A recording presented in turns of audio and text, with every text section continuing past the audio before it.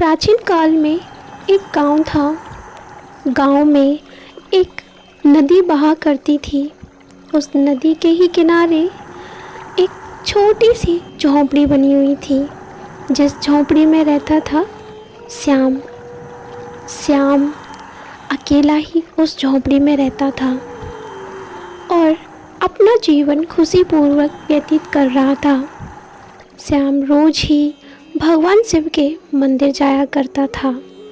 वह भगवान शिव का बहुत ही बड़ा भक्त था। रोज भगवान शिव के मंदिर जाने के बाद वह भगवान शिव से एक ही बात कहा करता था, भोलेनाथ, आप मेरे घर कब आओगे? मेरे घर का रूखा सूखा खाना खाने के लिए।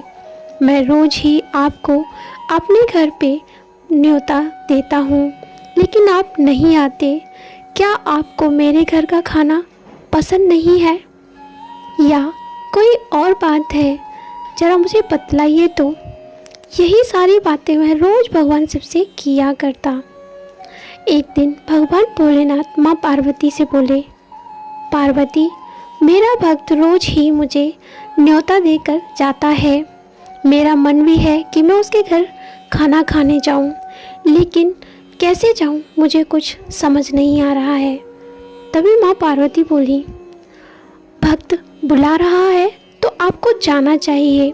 ये तो हम वहाँ जाकर ही देखेंगे कि हमें कैसे उसके घर खाना खाने के लिए जाना है। भगवान शिव भी माँ पार्वती की बात से सहमत हो गए और कहा, तो ठीक है पार्वती, चलो चलते हैं। माँ पार्वती और भगवान शिव कैलाश पर्वत से पृथ्वी लोक पर आ गए। अब वह विचार करने लगे कि अब क्या किया जाए। तभी सबसे पहले उन दोनों ने अपना रूप बदल दिया। भगवान शिव ने एक साधु का और माँ पार्वती ने एक बूढ़ी औरत का रूप ले लिया। तभी माँ पार्वती को एक गुफा दिखी और कहा, देखो बोले, वहाँ एक गुफा है, क्यों ना हम उस गुफा में ही रहें और आप उसमें तपस्या करना। मैं गांव में जाकर ये बात फैला दूंगी। दोनों लोग उस गुफा के अंदर चले गए।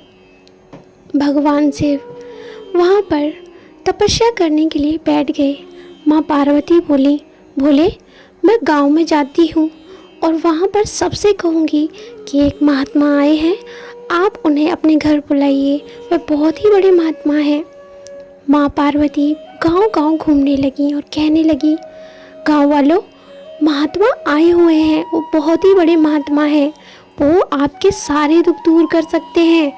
आप उनसे जाकर मिलिए तो सही और उन्हें अपने घर निमंत्रण पर बुलाइए, आपके पूरे पाप धुल जाएंगे। ये कहने के बाद माँ पार्वती वहाँ से जाने लगी और सोचने लगी कि श्याम उन्हें अकेला मिल जाए तो वो उससे समझा दें, जिससे वो न्योता लेकर भगवान शिव के पास आए।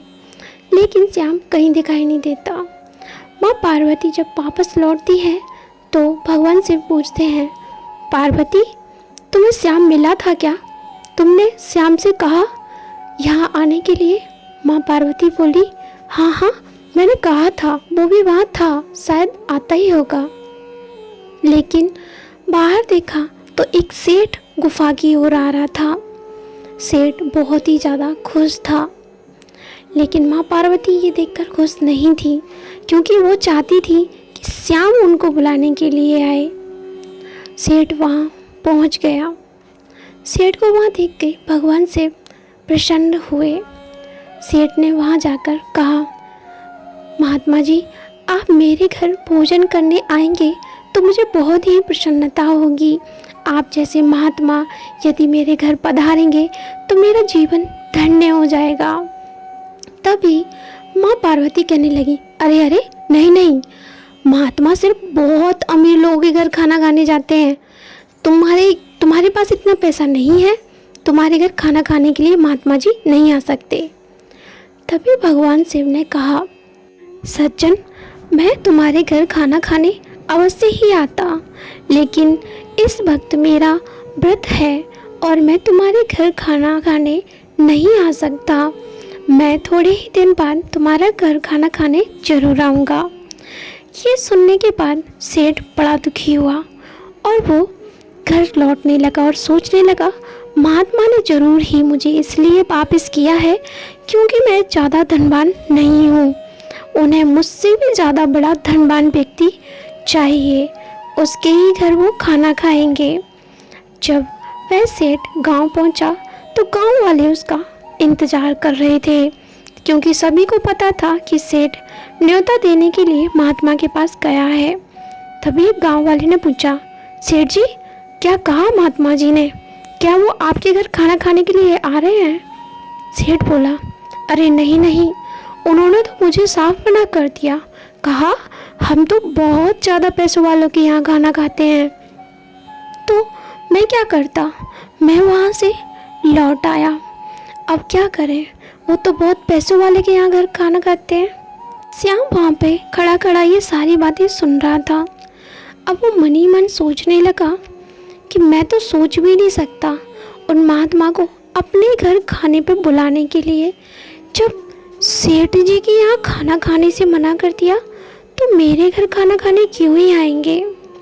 वह वहाँ से गुजर रहा था।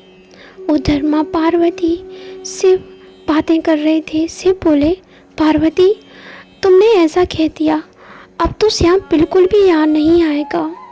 अब तो वो सोचेगा कि मैं तो और भी ज़्यादा गरीब हूँ, अब क्या किया जाए। तभी माँ पार्वती कहती है, बोले आप चिंता ना करो, मैं कुछ करती हूँ और मैं अभी यहाँ से जाती हूँ। माँ पार्वती ये कहकर वहाँ से चली जाती हैं और उसी नदी के किनारे पहुँचती हैं। नदी के किनारे पहुँचने के बाद वह श्याम को इधर उधर देखने लगती हैं, लेकिन श्याम तभी उन्हें दिखाई दे जाता है। तभी वह सोचती हैं क्या किया जाए और वह वहाँ पर एक मटका प्रकट करती हैं और तभी श्याम को आवाज़ लगाने लगती हैं। श्याम वहाँ से गुजर रहा था। श्याम बूढ़ी औरत की आवाज़ सुन के वहाँ आता है और कहता है, माँ आपने मुझे क्यों बुलाया, क्या कोई काम है मेरे लिए? तभी माँ पार्वती कहती हैं, हाँ हाँ, मुझे मटका ना भारी लग रहा था, क्या तुम उठवा दोगे? तभी वह बोला, हाँ हाँ माँ क्यों नहीं। तभी वह पार्वती बोलती हैं, श्याम तुम महात्मा जी को अपने घर खाने पर क्यों नहीं बुलाते? अगर महात्मा जी तुम्हारे घर आएंगे तो आशीर्वाद मिलेगा।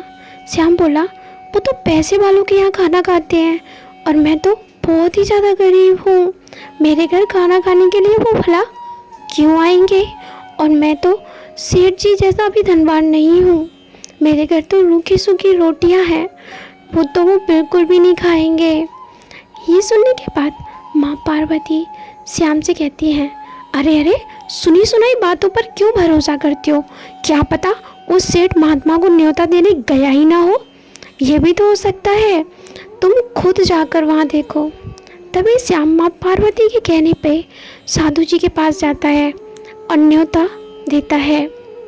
भगवान शिव से कहता है, साधु जी क्या आप मेरे यहाँ खाना खाने के लिए आएंगे? तभी साधु उसका निमंत्रण स्वीकार कर लेते हैं, जो कि खुद भगवान शिव थे। वो तो श्याम का ही इंतज़ार कर रहे थे। ये देखने के बाद तो भगवान शिव बहुत ज़्यादा खुश थे। अगले ही दिन श्याम बड़ी बेसब्री से उस साधु का इंतज़ार कर रहा था। भगवान भोले जो कि साधु के रूप में थे, वो उसकी झोंपड़ी पे पहुंच गए। श्याम ये देख के बहुत ही ज़्यादा प्रसन्न था और वो कहता है, धन्यवाद आपका जो आप मेरी झोंपड़ी पे पधारे, मेरा तो भाग्य सुधर गया, मेरे तो सारे जीवन के पाप कट गए, आपके चरण मेरी झोंपड़ी में पड़े। ये सुनने के बाद साधु कहते हैं, श्याम इसमें तुम्हारा ही कोई पुण्य होगा, तुम भगवान शिव के सच्चे भक्त हो, उनकी ही कृपा तुम पर हुई होगी। उधर माँ अन्नपूर्णा स्वयं भोजन बना रही थी भगवान शिव के लिए। इधर श्याम भगवान शिव को झोंपड़ी के अंदर लाता है और उन्हें भोजन करने के लिए बिठा देता है, लेकिन भगवान भोले खाना नहीं खा रहे थे। श्याम पूछता है, हे नाथ आप खाना क्यों नहीं खा रहे हो? तभी साधु कहते हैं, जिसने ये खाना बनाया है उसे भी तो बुलाओ, मैं उन्हीं के साथ ये भोजन करूँगा, मैं उनके बिना भोजन नहीं कर सकता। तभी श्याम कहता है, माँ तो अभी भोजन बना रही है।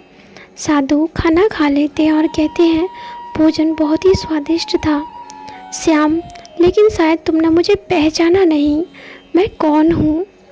तभी भगवान शिव उसे समझाने लगते हैं, लेकिन श्याम कहता है, मैं नहीं पहचान पाया। तभी भगवान शिव कहते हैं, तो अब तो आप तुम मुझे पहचान ही लोगे। ये देखने के बाद कि भगवान शिव और पार्वती स्वयं उसके घर पे हैं, श्याम तो खुशी के मारे झूमने लगता है और भगवान शिव उसे आशीर्वाद दे के चले जाते हैं। इसके बाद श्याम पूरा जीवन सेठ की तरह व्यतीत करता है और स्वर्ग लोक पधारता है। नमस्कार दोस्तों कमेंट में ओम नमः शिवाय लिखना बिल्कुल मत भूलिएगा। वीडियो को लाइक करिएगा एंड शेयर करिएगा, जिससे बाकी लोगों तक ये वीडियो ज़रूर पहुंच सके। तो फिर मिलते हैं, तब तक के लिए धन्यवाद।